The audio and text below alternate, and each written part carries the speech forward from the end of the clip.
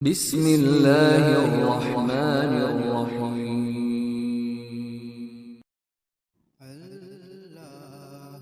نبی کریم محمد مصطفیٰ صلی اللہ علیہ وآلہ وسلم فرماتے تھے، جب دو مسلمان اپنی تلواریں لے کر بھڑ جائیں تو قاتل اور مقتول دونوں دوزخی ہیں۔